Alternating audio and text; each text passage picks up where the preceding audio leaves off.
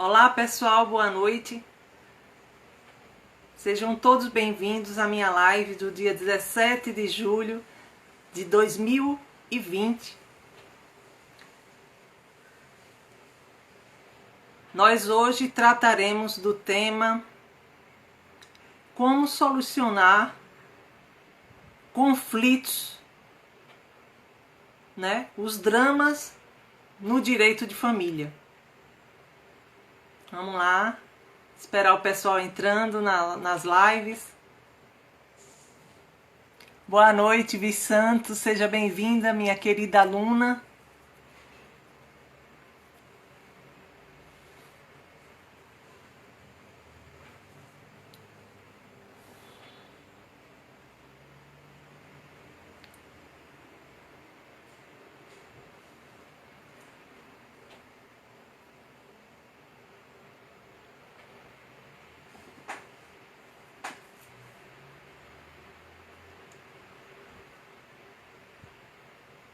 Sejam bem-vindos todos à minha live.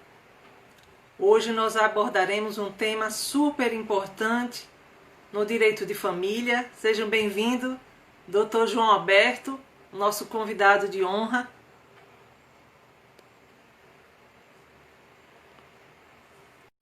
Boa noite, Vi Santos.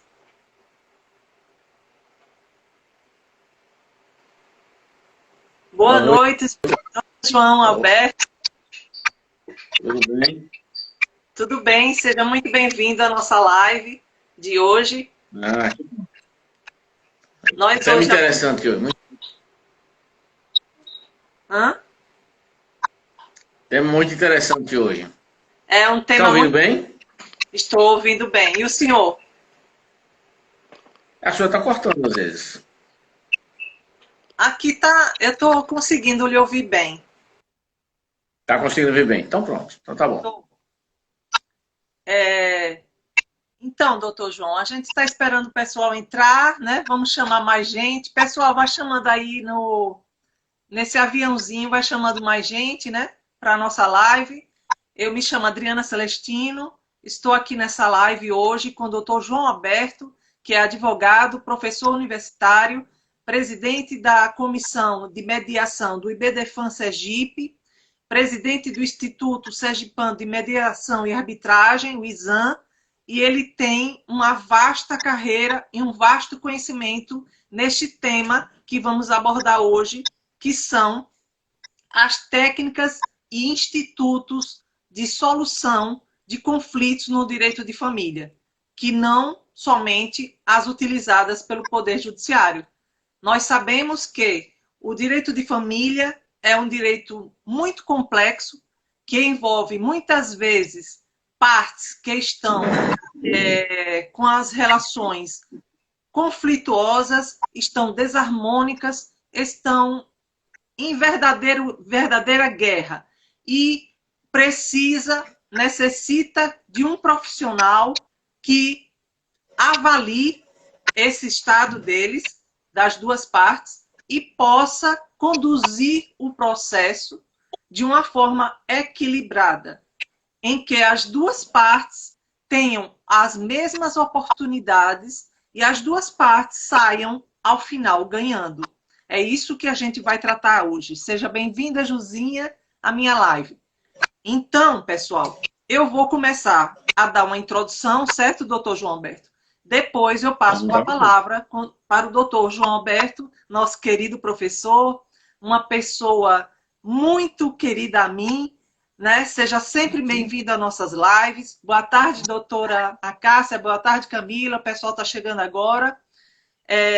Eu quero deixar aqui a minha felicidade de ter o senhor conosco, porque realmente vamos hoje beber de uma sabedoria e de uma prática que Dr. João Alberto já tem de anos e anos nas relações, né, de mediação, principalmente, né, Dr. João Alberto? Inicialmente, eu vou dar uma introdução ao tema, certo, Dr. João Alberto? Depois eu passo a palavra para o senhor. Bom, pessoal, o que eu venho dizer aqui, para iniciar nossa live, é que o novo CPC, novo, entre aspas, que já é de 2015, ele trouxe várias novidades para solucionar casos relacionados ao tema de direito de família, aos conflitos envolvendo o direito de família. Todos nós que vamos ao Poder Judiciário, nós vamos com uma pretensão. E aqueles que estão no Poder Judiciário com uma pretensão no direito de família, eles vão muito com os ânimos acirrados. Eles estão com relações destruídas. Eles estão com o afeto muito conturbado. E por isso eu digo e parabenizo o legislador quando trouxe inovações no Código de Processo Civil. Além disso, nós temos leis esparsas que o doutor João Alberto vai esmiuçar detalhadamente, que ele é o nosso convidado de honra, especialista nesse tema e tem muito mais gabarito para estar tratando do tema, não é? Então, eu digo que os avanços foram muito bons até agora com o Código de Processo Civil de 2005 para cá. Embora pudesse ter sido melhores, nós já avançamos. Nós já garantimos o que na jurisprudência já era destacada. O quê? Com relação aos alimentos. Com relação aos alimentos, né, nós já destacamos que a prisão civil será feita a partir do inadimplemento do devedor. Antes a gente precisava, no Código de 73, Código do CPC de 73, esperar 3 meses, né? Hoje em dia, com inadimplemento voluntário de 1 mês, você já pode executar, certo? Isso tornou o quê? Tornou a obrigação de alimentos mais garantida para aquele que está precisando.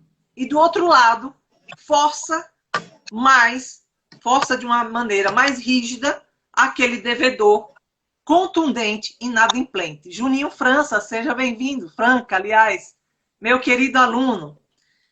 Então, pessoal, isso foi uma conquista que o IBDFAM ele já vinha há longos e longos anos tentando implementar um código, né? Um código do Estatuto de Famílias, né? O senhor pode falar depois com mais propriedade, e foi contemplado no CPC de 2015, certo? Muitos me perguntam o seguinte, eu também estou com saudade, meu querido aluno, qual é o foro competente para se ajuizar uma ação de família, de direito de família? Pessoal, antigamente, no Código Civil do Adriana, deixa eu dar uma explanação assim. O que a gente programa mais ou menos para trabalhar. E nós estamos falando de dramas no direito de família. Quais são os dramas que nós temos no direito de família? E eu estou tentando trazer assim um outro viés da lei. Então eu vim trazer um pouco da parte o que a mediação pode fazer para auxiliar no direito de família e trouxe também a parte sistêmica. Então, eu queria assim a permissão sua para a gente sair um pouco o que a lei manda, o que a lei faz, para a gente começar a ter uma nova visão do direito de família. Então, se você me permite... Permito sim, professor. Permito sim. Eu só dei essa pequena introdução, porque como nós temos aqui 1 hora, né, para tratar do tema, eu estou dando um pequeno abordamento, né, do que o novo CPC trouxe, e assim o senhor vai dar a sua introdução à sua matéria, que é mediação em direito de família, certo? Eu só estou dando assim uma introdução para não ficar uma live só sobre o que é mediação, o que são soluções de conflitos, porque aí fica muito, assim, no meu entender, muito curto. Não vai dar 1 hora, né? Pode ser que o senhor dê 1 hora, mas aí eu estou só explicando o que modificou, certo? O foro competente, antes era só o foro da mulher, hoje em dia não. É o foro daquele que estiver com a parte mais vulnerável, que é considerado o da criança, certo? O processo envolvendo alienação parental, com destaque em depoimento sem dano, é uma novidade, que antes não tinha. Então, o processo de família, eu diria que com o novo CPC, ele está melhor, está mais humanizado, né? As frustrações, as insatisfações que são trazidas nesse processo, elas devem ser vistas pelos profissionais da área do direito com muito cuidado. E aí é que leva o tema da mediação de conflitos, onde agora nós vamos poder assistir uma belíssima aula com o doutor João Alberto. Seja bem-vindo, meu querido convidado. Passo a palavra ao senhor. Muito obrigado, Adriana. É um prazer estar participando dessa live para discutir um tema tão caro para a gente, que a gente gosta muito desse tema, direito de família. E como eu estava falando no início, que eu até interrompi um pouco você, desculpa, foi porque para a gente ter uma colocação diferente, assim, a minha intenção é a gente sair um pouco dessa legalidade. A lei que faz isso, ou o fórum que faz isso, então a intenção da gente é sair um pouco dessa legalidade e passar a fase de entendimento, de acordo, né? Então, quando você tem um conflito de família, né, o que vai acontecer? Então, ainda nós temos a cultura de procurar o judiciário, tá? Então, os nervos estão acirrados, as pessoas estão com raiva, se for casal, se for filho com pai, e aí eles procuram um advogado para o advogado litigar. Então, eu quero brigar, quero buscar todos os meus direitos, né? Então, essa é a forma que vem sendo conduzida por muitos advogados ainda, mas essa cultura está mudando, está saindo um pouco desse litígio, por isso que eu estou tentando puxar um pouco para o quê? Sair um pouco dessa briga que nós temos para ir para o diálogo, tá? Então, o meu papel principal, eu sou o mediador, então eu quero falar um pouco aqui da mediação e como surgem os conflitos. Como é que surgem os conflitos? Quais são conflitos no direito? São vários vendo, filho com pai, relacionamento.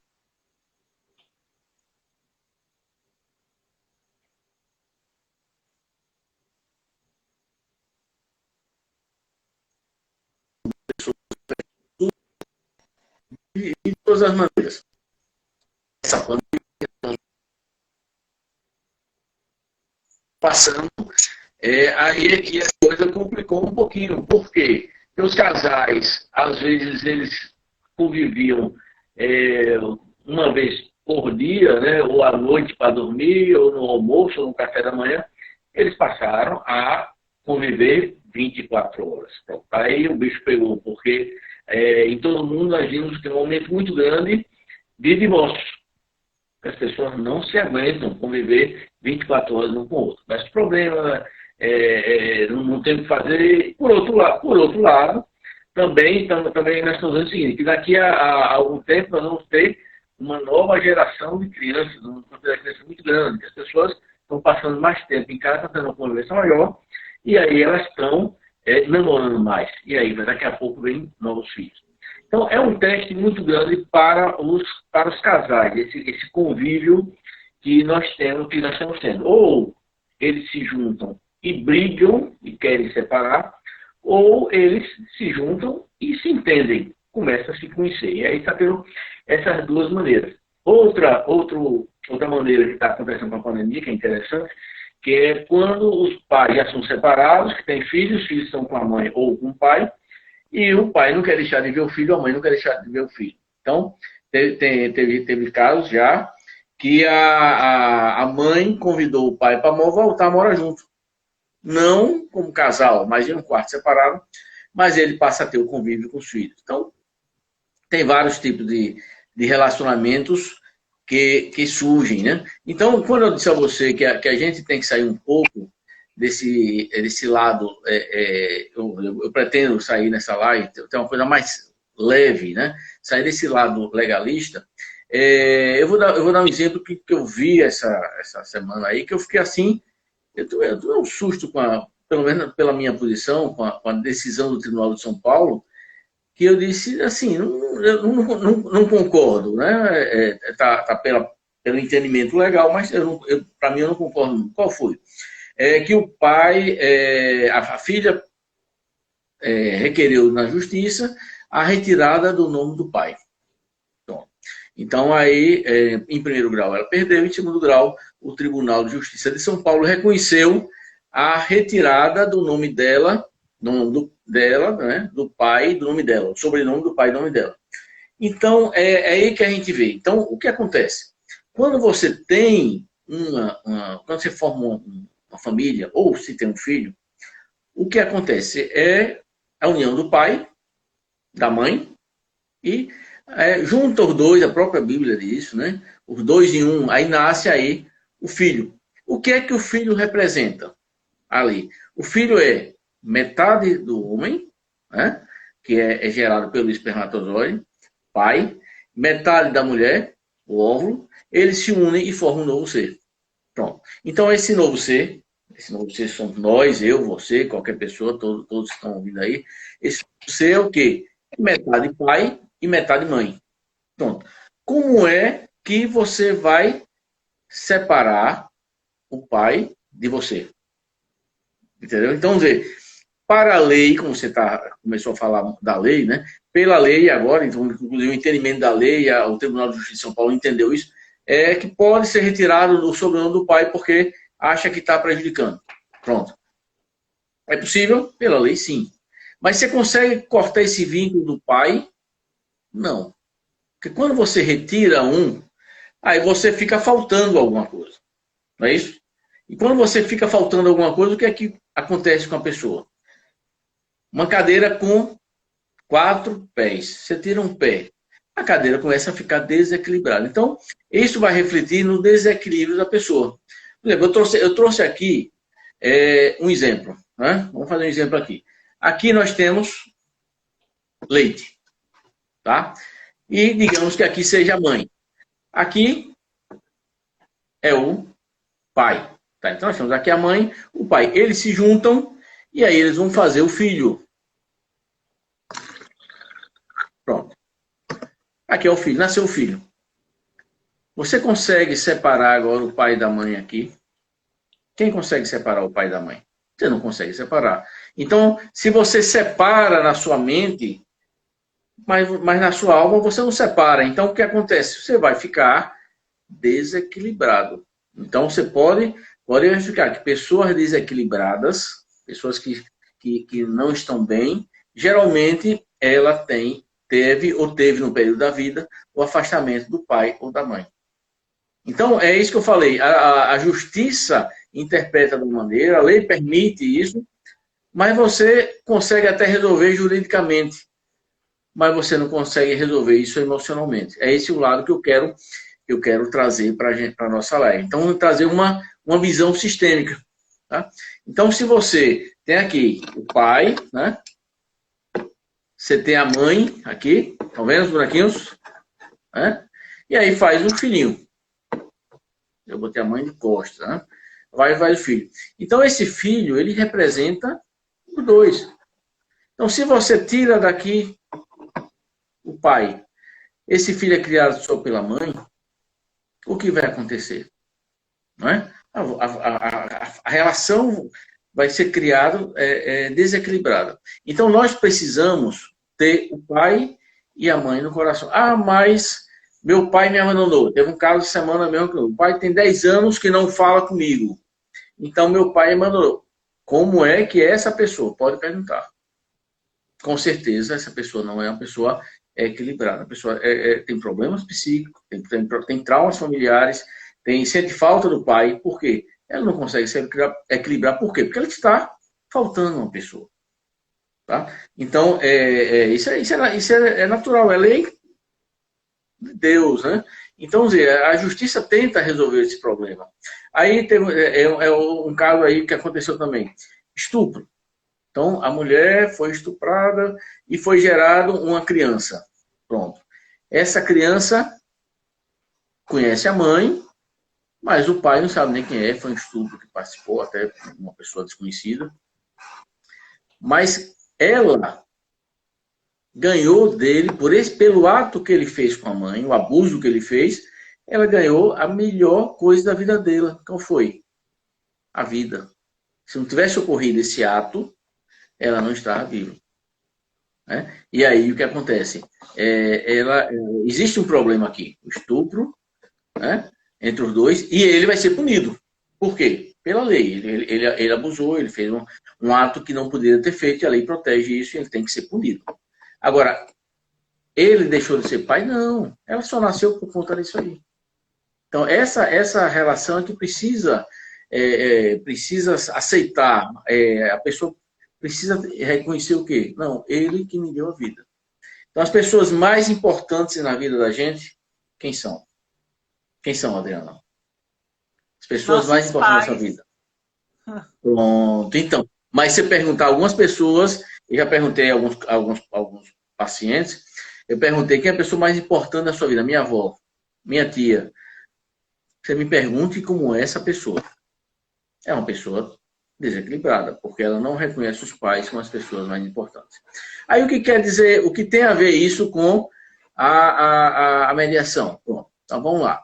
Então, quando você vai participar de um processo de mediação... Pessoal, sejam bem-vindos, Gilane, Alan Guedes. Pode falar, professor. Então, quando você passa por um processo de mediação, nem sempre as pessoas estão resolvidas. Elas vão para a mediação através de um mediador. Vou botar uma mesa aqui, ó. Nós temos uma mesa. Então, tem um mediador aqui, tem as pessoas Álvaro, que colocam o homem... Vitória. Então, aqui nós temos uma mesa de mediação. E o mediador, ele, através das ferramentas que ele usa, que ele conhece para aliviar o conflito que tem entre eles, e aí ele vai tentar o quê? Fazer com que eles se entendam. Tá? Mas o que acontece? Quando ele até consegue, a mediação ajuda muito através do diálogo, estimula o diálogo e consegue ajudar para que eles consigam se entender e encontrar uma solução para o conflito deles. Então a mediação consegue, ajuda isso. Mas muitas vezes o conflito dessa pessoa não é dela. Ela está representando o conflito de seus antepassados. Tá? Aí é que é interessante a parte das constelações familiares que podem ajudar na mediação. Então, nem sempre a mediação só consegue resolver. Por quê? Porque o problema não está nesse casal aqui. Né? Eu fiz uma constelação de um casal separado. Aí fomos puxando para os antepassados. Como é seu avô com sua avó? Seu pai, né? Ela separou do marido, os pais dela separaram do marido, os avós separaram do marido e os bisavós separaram do marido. Separaram. Então, engraçado, o que acontece? Tinha já uma constância, né? Uma constância, uma sequência. Então, o que acontece? As pessoas atraem o companheiro para repetir o que aconteceu com seus antepassados. Então, os avós separaram, os pais separaram, os bisavós separaram, os pais separaram, os avós, e ela também está separada, e provavelmente, se não romper esse vínculo aqui, os filhos também vão se separar. Tá? Então, por quê? Porque ela passa a repetir um comportamento da mãe, que repetiu um comportamento do pai, do avô e do todos.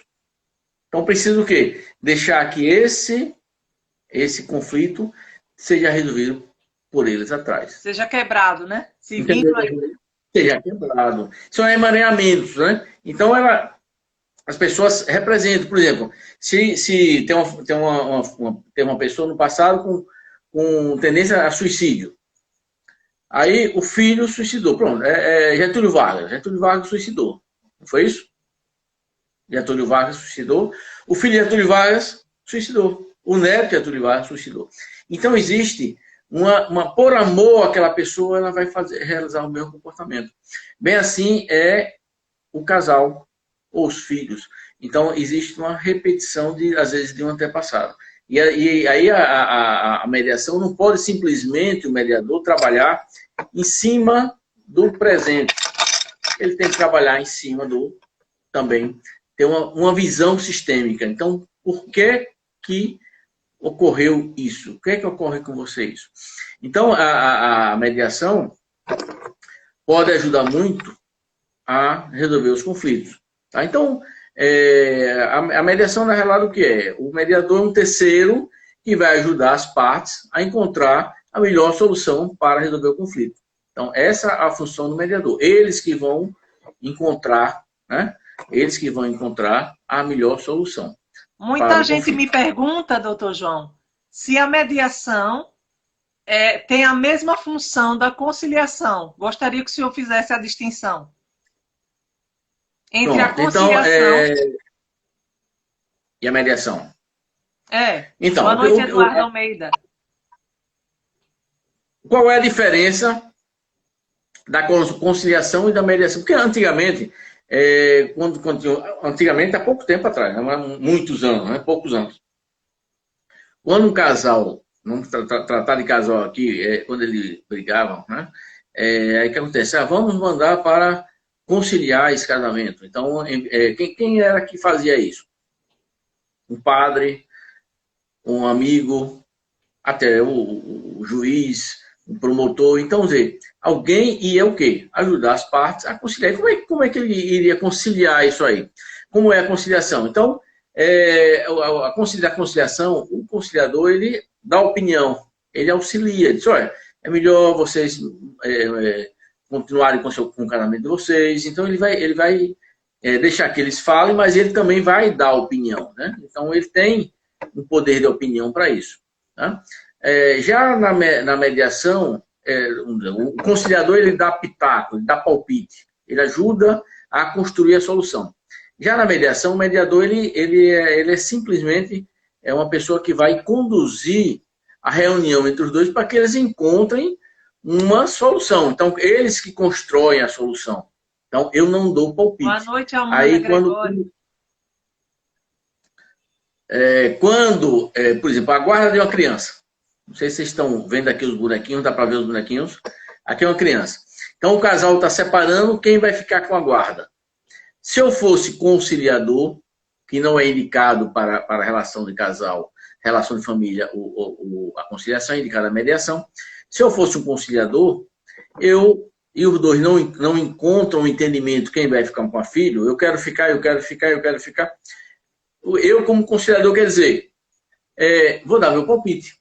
Vocês não acham melhor que a criança fique com a mãe, porque a mãe tem mais carinho, tem mais tempo, pode cuidar. Então, aí eu estou dando minha opinião. Então, aí eu estou sendo o conciliador. Quando eu sou mediador, o meu questionamento é diferente. Eu chegava, olhava para a mãe e dizia, mãe, quem a senhora acha que tem mais condições de educar o filho? Pai, quem você acha? E aí eu questiono. E aí eles que vão buscar o entendimento, quem é que tem uma melhor condição de educar o filho.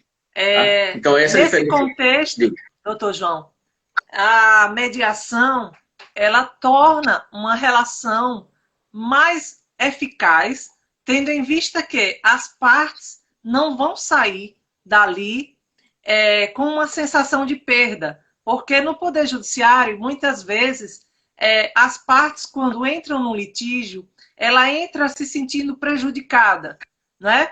E com a mediação, as partes, o mediador, a função do mediador é justamente tentar fazer com que as partes cheguem elas próprias à solução melhor para o seu caso. Não é isso? Elas próprias vão chegar à solução. E quando as partes constroem, elas constroem conjuntamente, então foi a opinião delas. E não de um terceiro que disse, é melhor ficar com a mãe, melhor ficar com o pai. Foi uma construção delas. Então, quando elas constroem a solução, então vai ter um comprometimento maior de cumprir o que elas acertaram. Então, elas vão construindo. Quem é que entende mais da família, da relação familiar?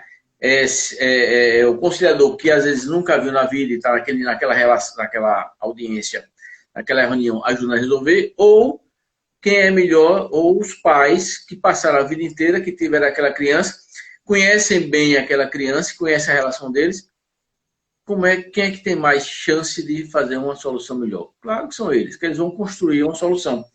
Pior ainda se for uma determinação do juiz, né? Aí vem o juiz que também não conhece ninguém, esse terceiro juiz, e vai dizer, já que vocês não encontram a solução, eu vou determinar quem é que tem, quem vai ficar com a guarda da criança, quem vai visitar de tanto tempo. Então, é uma decisão do juiz. Então, aí é pior ainda. Tá? Então, a ideia é que seja construída entre as partes essa solução. Então, independente da mediação, a gente trata também um pouco dessa parte sistêmica. Então, por que os pais se separaram? Como era o convívio deles antes? Como era o convívio familiar deles? Como era que os avós conviviam? Então, você começa a ter essa visão de um todo, e aí você vai ajudar as partes a construir a melhor solução para a realização. Então, os conflitos, eles geram, né? eles são gerados principalmente por essa desavença entre filho e marido e mulher, tio com sobrinho. Então, precisamos entender qual é o sentido daquela família. Porque não adianta você simplesmente pegar aquele conflito naquele momento e vou tentar resolver dessa maneira. Tá? Eu acho que precisa um pouco de entender para que eles construam, e não simplesmente construir sem saber como chegou até ali. Tá? Então, a mediação vai o quê? Diga, pode dizer. Vou falar? Eu quero dar só uma abordagemzinha. Nesse contexto, pessoal, vocês que estão aqui assistindo, quem entrou agora, doutor João Alberto, presidente do Instituto de Mediação e Arbitragem de Sergipe, certo?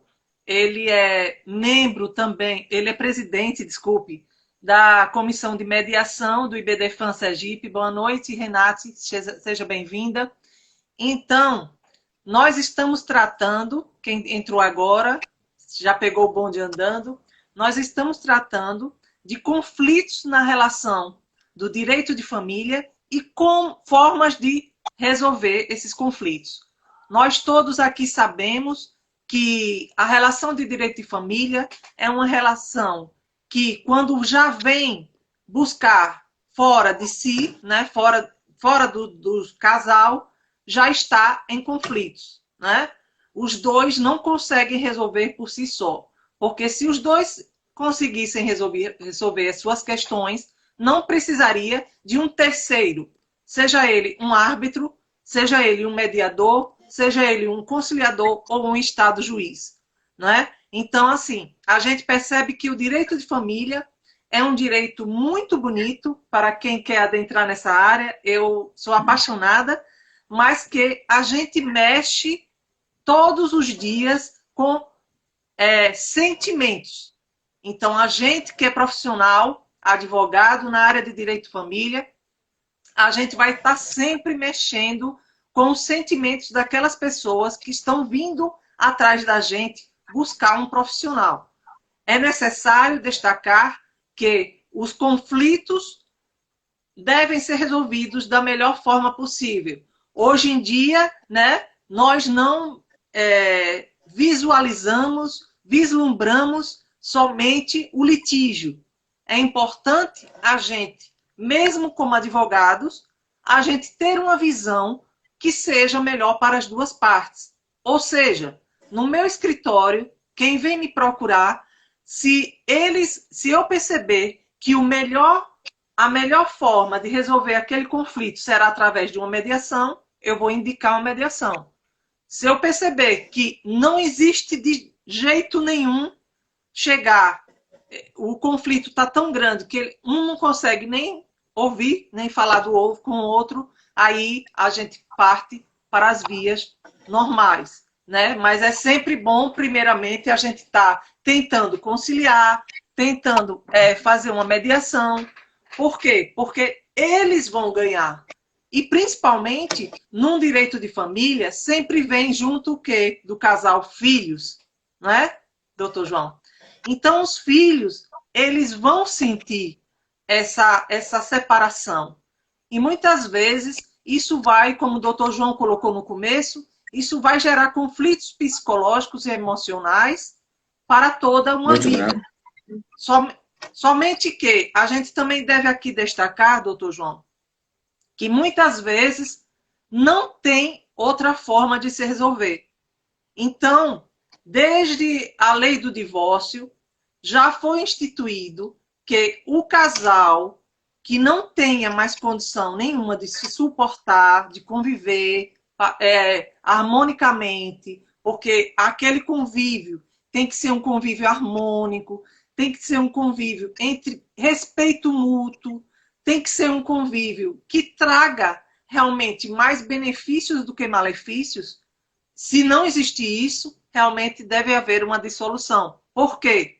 Porque, muito embora a gente saiba que os especialistas, principalmente na psicologia, psicanálise, psiquiatria, dizem que aquele filho que é criado sem um pai, muitas vezes, ele tem uma tendência a ter problemas psicológicos e emocionais. Porém, de outro lado, se aquele filho for criado numa relação onde o pai e a mãe, veja, o pai e a mãe em constantes brigas, constantes desaforos e chegando até as vias de fatos, quando não outras coisas piores, né? Com a violência em crescente contra a mulher, com muitas vezes você vê um pai alcoólatra, a mãe cozinhando, tomando conta dos filhos e o pai chega de noite e ainda vai chegar alcoolizado, batendo na mãe. Então, tem casos realmente que eu, Adriana, não aconselho que permaneça, porque isso não vai ser bom nem para o casal e muito menos para os filhos. Eu tive uma experiência, doutor João, há um tempo atrás, muitos anos atrás, eu era adolescente, e assim, sempre gostei de dar minhas roupas, né, mais antigas, alguns alimentos às pessoas mais carentes. E eu estava aqui andando de bicicleta em frente à minha casa, que tem uma praça, e uma mulher me chamou a atenção com um filhinho de 2 anos. Aí ela ficou chorando, dizendo que precisava de uma lata de leite, que o filho tem, no mínimo, no máximo, 2 anos de idade. Eu disse, moça, eu não tenho dinheiro agora, nem tenho esses alimentos. Mas eu vou lhe levar lá na minha paróquia e eles vão lhe atender. Eles vão resolver seu problema. A mulher não queria ir. Não queria. Aí eu disse bem assim, mulher, vamos, eu boto a senhora no carro. Aí peguei meu carro, coloquei coloquei o filho, que ela disse que era filho, e fui lá. Quando cheguei lá, fizemos o procedimento de cadastro, né? Que aquela família tem que estar cadastrada para receber os alimentos. E aí, no final, ela disse, olha, Adriana, eu vi seu coração, que é muito bom, mas eu vou dizer a verdade. Esse menino não é meu filho. Esse menino é meu sobrinho. E eu pego ele, deixo ele nu. O menino, coitado, o menino estava nu, sem uma fralda. Deixo ele nu para que as pessoas se compadeçam e estejam dando alimentos, estejam dando dinheiro para a gente. E ela vende. E é horrível. Quer dizer, uma pessoa dessa, como é que essa criança, quer dizer, a própria mãe entrega para a tia estar tratando essa criança como moeda de troca, né? Você imagine na cabeça, quando ela for crescendo, como a gente vê em vários sinais aqui no Aracaju, é um monte de criança pedindo, né? Quer dizer, e cadê as mães? Muitas vezes a gente olha para um lado, olha para o outro, não tem mãe. Não estou vendo mãe, não estou vendo responsável para cuidar dessas crianças. Então, né, é muito complicado, assim, a gente também apontar o erro, assim, achar que também, nos casos mais graves como estes que eu estou indicando aqui, não seja uma solução adequada se colocar, vamos dizer, num abrigo ou se colocar numa guarda determinada. Eu, no meu entendimento, acho isso, mas continue a falar, por favor. Eu concordo com você, assim, quando os casais não se entendem, não tem diálogo, não tem como conceder embriagado, às vezes é uma pessoa violenta, ele não tem como conversar. Você não vai chegar, é difícil, o mediador vai chamar para a pessoa conversar, não. Mas a justiça, através da ação que você ingressa, através de uma ação litigiosa, você vai ingressar, a própria justiça vai levar isso para a mediação. Tá? Então, lá no judiciário, ele verifica que é possível, é necessário um diálogo, e aí vai para o mediador vai tentar quebrar as arestas para que aquela relação saia amena, não saia tão violenta. Porque uma coisa é quando não tem filhos, como você falou. Agora, quando tem filhos, quem sofre são as crianças. Eu teve um caso que não chegou a ser para minha mão, foi com um colega, que o casal estava convivendo em uma casa, tinha uma filha de 2 anos. O casal não se falava. Eles não se falavam. E tinha uma criança de 2 anos. Estavam criança, 2 anos. Com 2 anos eles se separaram, né? E depois conversei com um advogado 2 anos depois do divórcio. Então, 4 anos. Então a criança já tinha 2 anos, com 4 anos, e o casal continuava não se falando. Então, como vai se criar essa criança? É horrível, então, né? A relação. Não tem. E aí eu digo, o problema não é que a gente, na mediação, vai querer que o casal fique de jeito nenhum. É que eles saiam e, pelo menos, se respeitem. Tá? Então, na mediação, a ideia é essa, que eles encontram a solução e se respeitem. Para quê? Principalmente quando tem filho, porque a família continua, a família não acaba. Tá? Então, o casamento acaba, a relação dos dois ela vai acabar, mas a família não acaba. Por quê? Vai ter pai, mãe e filho. Então, essa Nesse relação sentido, familiar... doutor João, eu acho que o senhor vai concordar comigo, ou se não, pode falar o seu ponto de vista. Eu entendo que nós, como profissionais da área do direito, nós temos o dever profissional de estar sempre orientando quem chega à nossa busca, né, no sentido de que não vamos logo partir para a força, medir forças. Vamos, primeiramente, olhar a solução mais adequada para aquele casal, para aquela criança, para aquele caso que está envolvendo aquele conflito familiar. Não é? Porque, assim, muitas vezes a gente sabe que na ganância de ganhar muito dinheiro, né? Porque o direito de família é um direito que realmente é um direito promissor, né? Aí o advogado tem para ganhar, para ter duas audiências, para ter mais recursos e aquilo, o caso dura mais e aí você ganha mais honorários. Você muitas vezes, né, o advogado muitas vezes opta para fazer o litígio, sempre litigiar, brigar. E não pensa nos sentimentos e nas pessoas que estão envolvidas naquele caso. Né? Então, assim você vai arrastando uma coisa que vai cada dia mais, às vezes, aprofundando aquela ferida, né? E o que ocorre? No final, você vai, de qualquer forma, você vai dissolver aquela união. Mas qual é o resultado não acaba a relação. Cumprido com aquela nossa missão, não é isso? Não tem. Você resolve judicialmente.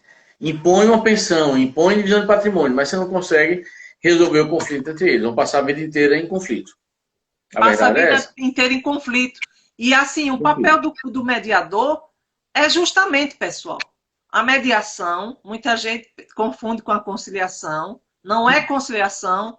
Conciliação, você vai com uma proposta já pronta, né? O Poder Judiciário só faz homologar, ou o conciliador do Poder Judiciário, ou extrajudicial mesmo, vai com a proposta ou dá, como o senhor falou, pitaco, dá opiniões para que ele ache que seja melhor para resolver seu caso. O mediador não é, ele é imparcial. Ele simplesmente vai olhar para um lado, olhar para o outro, deixar que um fale a sua história, deixar que o outro fale a sua história e, ao final, através de técnicas de mediação, que o doutor João não falou, explicou aqui, mas eu já participei do curso dele, através de técnicas de mediação, de indução de perguntas, de indução de questionamentos e indução de comportamentos anteriores, aquela pessoa vai se lembrar, realmente, essa pessoa realmente é boa desse lado. Realmente eu não tinha visto por esse outro ângulo. Se eu tivesse visto, então assim, os dois vão aprofundar de acordo com o que o mediador vai estar simplesmente com as técnicas de mediação dando um amparo para eles. É muito diferente da conciliação. Você já vai com a proposta pronta. Você já sai com aquela proposta pronta e o juiz só faz homologar, pronto, assinou, está assinado, está acabado. Não. O mediador, ele é muito importante na área de direito de família, principalmente, pois ele vai estar apaziguando aquelas emoções disturbadas, apaziguando aqueles sentimentos dentro das pessoas. E assim como o doutor João falou, a constelação familiar e outros, né, diálogos que são feitos junto da psicologia, da sociologia, da psiquiatria, não é? São coisas muito importantes. Porque... Te ajudam, né? Não é? São coisas que andam entrelaçadas. E é muito importante que a gente olhe de uma forma diferente. Não é isso, doutor João? Com certeza. Quando você procura alguém para resolver o conflito, por exemplo, procura um advogado. Tem advogados que são colaborativos e são litigantes. São advogados que eles não ingressam com litígio. Por exemplo, se alguém me procurar para um divórcio, eu não ingresso com ação judicial. Tá? É uma opção nossa. Né? Você quer resolver seu conflito? Quer? Então nós vamos procurar um meio alternativo. Mas nós não ingressamos em relação à família na justiça, porque eu não quero esse debate na justiça, eu quero resolver o debate extrajudicial. Então, tem alguns advogados já em outros estados, né? Aqui também tem alguns que só trabalham com a parte de mediação. Então, quer que eu ajude a resolver seu conflito? Eu ajudo. Agora nós vamos tentar uma solução através do método mais adequado, que seria, no caso da mediação para a família. Então, outro problema que nós temos ainda são em relação às empresas familiares. Então, quando você tem um problema com o filho, as pessoas criam uma empresa, marido e mulher abrem uma empresa, e aí você tem dois problemas. Um é a sociedade e o outro é a família. Então, eles confundem o problema da empresa com a família. E aí, quando separa a família, como é que vai ficar a empresa, os sócios lá dentro? Então, é outra complicação que aí também é indicado para mediação. Tá?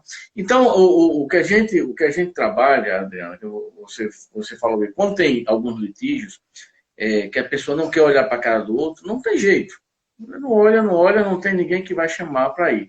Precisa provocar o juiz. Né? Então, você vai provocar o Poder Judiciário, e lá o Judiciário é que tem esse sistema também de indicar para mediadores judiciais ou extrajudiciais, e lá eles vão tentar encontrar a melhor solução. Se não encontrar, o juiz vai tomar uma decisão. Lembrando que sempre quando tem filhos envolvidos, a melhor solução é o diálogo, porque a criança vai ser a família para a vida inteira. Entendeu? Então, essa busca da mediação. Sempre tendo um olhar sistêmico. Como é que nós podemos olhar essa família de outra maneira? Tá? Então, nós falamos no início aqui da repetição. Tá? Então, a mulher gostava do marido, mas tinha outra pessoa que ela também gostava. E aí vai ver que na família tinha outra pessoa também. Então, como é que faz isso aí? Tá? Por isso você precisa ter essa visão geral. Tá? E aí eu pergunto a você, como advogada, a pessoa chega com uma briga para trocar o nome, tirar o nome do pai ou da mãe. Como é que você imagina isso? Você acha que é viável tirar o nome do pai porque brigou com o pai? Você acha que você ingressaria diretamente com a ação ou você conversaria chamar a outra parte para conversar? Você Primeiramente, eu buscaria? acho muito importante, né, a gente no litígio de família, como eu disse desde o começo, a gente procurar o diálogo, porque a gente sabe que por detrás daqueles dois, né, existem filhos, existem mães, avós, existe toda uma linhagem, né? Então, assim, todos os casos que me são trazidos, eu procuro checar todos os problemas envolvidos, todas as nuances que são trazidas, principalmente nessa questão entre pais e filhos, com relação a nomes, com relação à guarda, com relação a visitas. É de extrema relevância que nós, como advogados, busquemos ficar atentos para não estar provocando um, um dano maior para aquela criança. Eu entendo que nós, como advogados, nós, como somos essenciais, né? Nossa atuação profissional é essencial na busca da justiça, e a justiça é feita muitas vezes não só pela lei.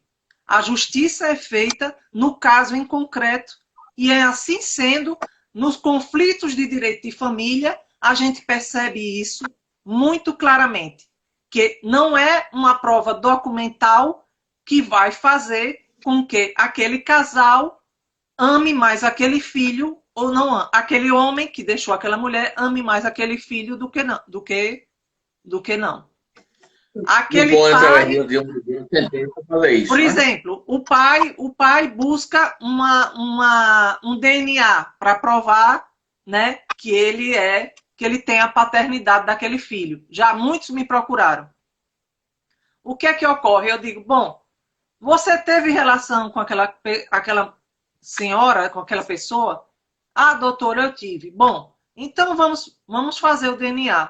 Agora, é importante que você fique consciente de que, mesmo que saia uma coisa negativa, mas que se você criou um vínculo emocional e afetivo com aquela criança, você continue. Não é questão só de dinheiro. Não é questão só de você botar o nome para fins de herança ou de outras previdenciárias, de outras coisas mais. É questão que a criança vai ficar apegada àquela pessoa. Muitas vezes ocorre o seguinte, Né? pais separados. Aí eles começam a namorar, né, uma pessoa, e a criança se apega àquele determinado, o namorado daquela determinada mulher. Aí a criança vai se apegando, daqui a pouco o relacionamento acaba, o namoro acaba. E aí como é que fica a cabeça daquela nenenzinho de 2 anos, 3 anos? Vai dizer, cadê meu tio, mãe? Cadê meu tio, mãe? E a mãe vai te explicar o quê? Então, boa noite, Elna Salomão, boa noite, Patrícia Franca Vieira, sejam bem-vindas. Então, como é que fica a cabeça daquela criança? Eu acho que Começa a se apegar aí daqui a pouco vai tá se com o outro, apegar, né? a criança se apegou ao namorado, já não tem a figura paterna, se apegou àquele namorado e aquela situação daquele namoro, vamos dizer que com 1 ano acabou. O que é que aquela criança vai pensar? Bom, eu já não tenho pai, sou rejeitado, vamos dizer, na cabeça dele. Sou rejeitado pelo meu pai, já não vem me visitar, já não olha para mim. E agora eu encontrei um tio que seria uma figura paterna, que minha mãe estava amando esse tio. E esse tio foi embora. Então, será que sou eu culpado? Será que sou eu culpado de minha mãe não estar com aquele tio, entendeu? Então, cria essas neuroses na cabeça da criança, no adolescente, e vai partindo para a fase adulta, prejudicando na sua formação intelectual, profissional e como ser humano. E como o senhor falou bem no começo da live, repetindo padrões. Então, geralmente, se eu ouvir minha mãe separada e namorando, eu vou também, quando eu me separar, e se eu tiver filho, eu vou namorar. Porque eu não sou contra que namore. Inclusive, eu sou divorciada, certo? Eu não sou contra que... Por exemplo, eu quero ter uma pessoa. Mas eu, quando eu tive meus filhos pequenos, eu separei muito nova, meus filhos eram muito pequenos, eu não, terminantemente, eu não queria uma relação, um namoro que viesse aqui na minha porta, que viesse almoçar, não queria. Muitas vezes eu tive que terminar, entendeu? Poderia já até ter casado agora, mas não casei. Porque eu preservei meus filhos, entendeu, doutor João? Eu preservei meus filhos, porque eu achei na minha cabeça o seguinte: se não der certo, como é que vai ser? Eu vou criar mais problema ainda na cabecinha deles? Então eu prefiro É o melhor evitar. deixar claro, né? O melhor é deixar claro para as Hã? crianças que você deixar claro para as crianças que você tem sua vida.